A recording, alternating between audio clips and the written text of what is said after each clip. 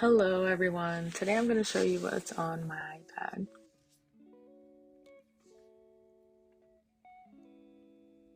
This is a 12.9-inch iPad Pro. I use this thing for everything from note-taking to Bible studies. I even do some graphic design work. For me, this is a powerful all-in-one device in a sort of small package. On my iPad, I have this cute lavender magnetic case, which is very similar to the one the Apple Store sells, but significantly cheaper.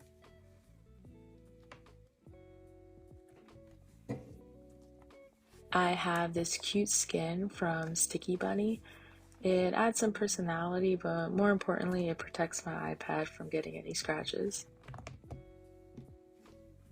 This is the iPad pencil.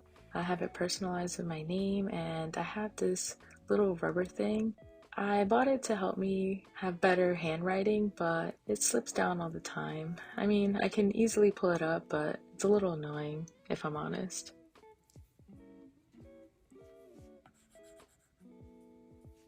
The screen protector I have is from Paperlike, and I love this thing. Not only does it keep the integrity of the display, but it also keeps that tactile feel you get when you actually write with a pencil.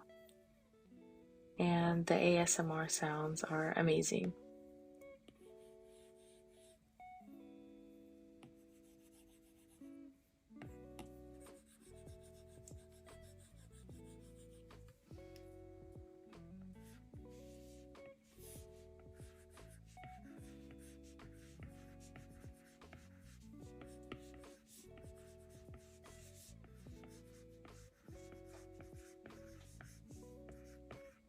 The keyboard that I use is the Quirky Toys typewriter inspired keyboard. I use this for both my Mac Mini and my iPad. It makes writing those super long essays kind of fun, but also serious at the same time. I feel like an old school novelist.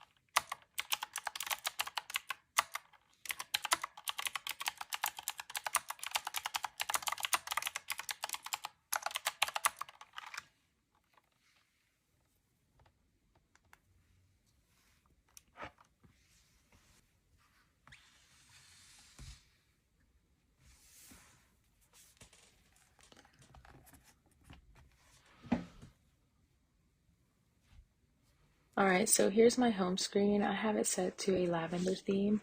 All the icons and images are from Pinterest, and I use the Shortcuts app to create them.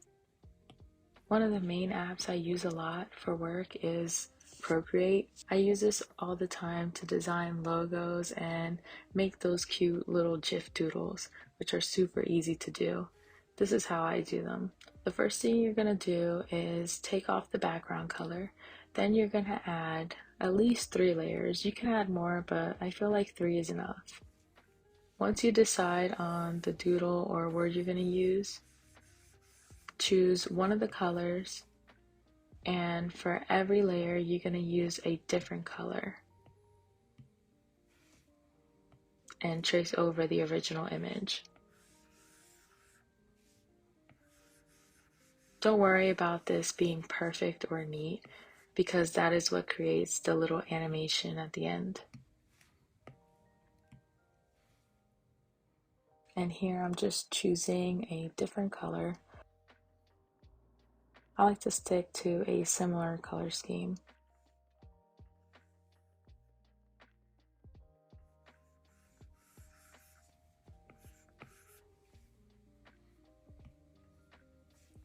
Once you're done, you want to make sure you have that background color checked off.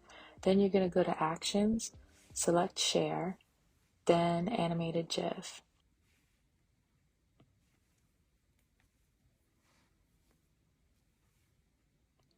Here you're going to select how fast your animation will go. You can go super slow or this party fast. I feel like 4 to 5 is a good enough range for a cute animation. Back to the home screen. Here I have the standard apps that everyone uses. I have some entertainment and social media. These two apps I use a lot for school. This is the Blackboard app. Currently, I'm only taking 2 classes because I am graduating this year and I can't wait. I am so over school. Oddly enough, another app I use is Discord. I do a lot of group projects and we're always chatting while we're in class. I'm also a part of several book clubs and StudyGram Discords. Alright, on to the next app, which is the infamous Good Notes app. Here are one of my notes from anatomy class. I was taking an exam earlier today. Lately, I've been loving the community tab. It's really cool to see the notes that other people are taking in similar classes as you. You can get a ton of ideas and it helps with studying as well. Another good thing I like about this app is for handouts.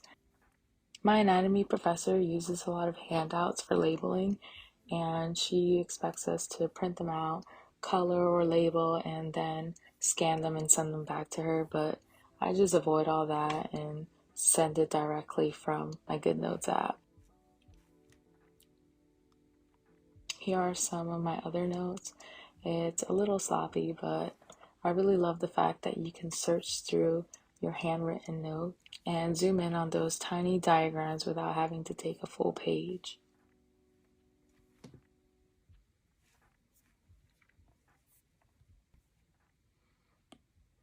Now, an app that I use every single morning is the Esv Bible App.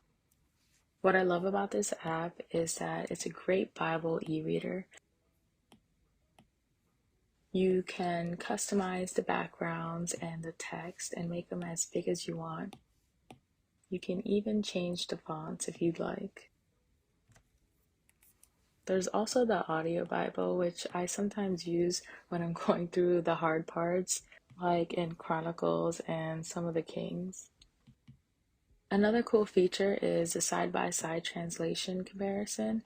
It's really cool when you're reading a more literal translation and just want to get more depth with a thought-for-thought translation. It's also a great way to sample all the translations before you commit to buying your Bible. Now, this app has tons of plans. They have apps based on emotion, the classic yearly plans. They have great plans for those who are new to the faith. They also have these fun teaching clips from a bunch of pastors and the Bible Project, which has those awesome YouTube videos that help you get a good overview of each book. The current plan that I'm reading is the chronological plan. I typically use the Professor Horner method, but this one has been very refreshing and eye-opening. Another great Christian app is the Got Questions app. It's really fun for baby Christians or people like me who constantly bother their pastors and ask every single question. It's really cool to see the answers with the actual scripture backing it up.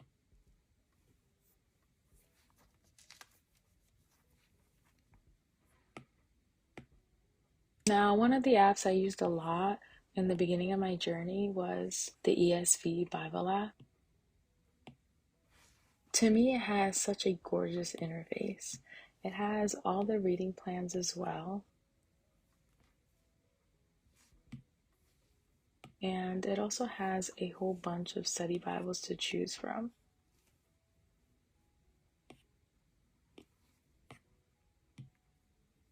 Just like the YouVerse app, you can also listen to your Bible.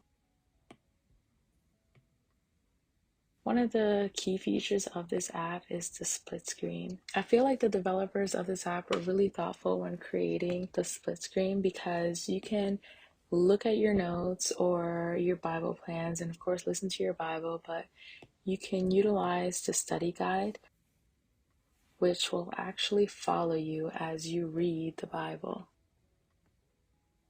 which is really nice for someone like me who's always losing their place.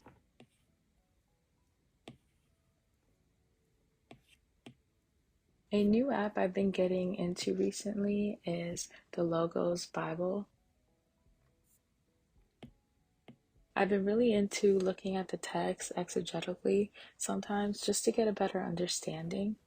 I will choose a verse and compare what the original language would have said or meant. Then I'll go into a word study and see how many times that specific word was mentioned in the Bible and in one context. You can click on each one of these and it'll show you all the verses that had a similar context or meaning.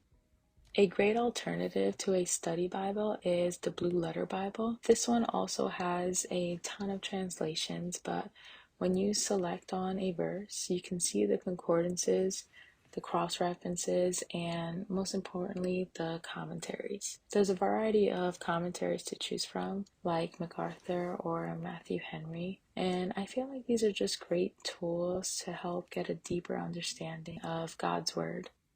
The last app I want to share is Apple's native books app, where I have a lot of my theology books as well as regular books that I read. This app holds my beloved ESV Study Bible, which my physical copy is a brick of a book and is not something I want to lug around with me everywhere, which makes it really nice to have a digital version.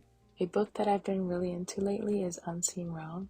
It's actually super cool. It shows the spiritual, supernatural side of the Bible using actual verses, not just opinion.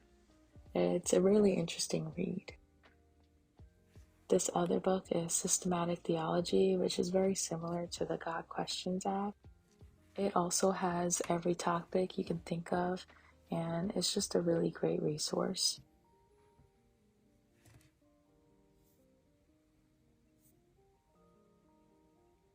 So this concludes my little iPad tour. I hope you guys discovered some apps that you might be interested in and enjoyed that little micro GIF tutorial.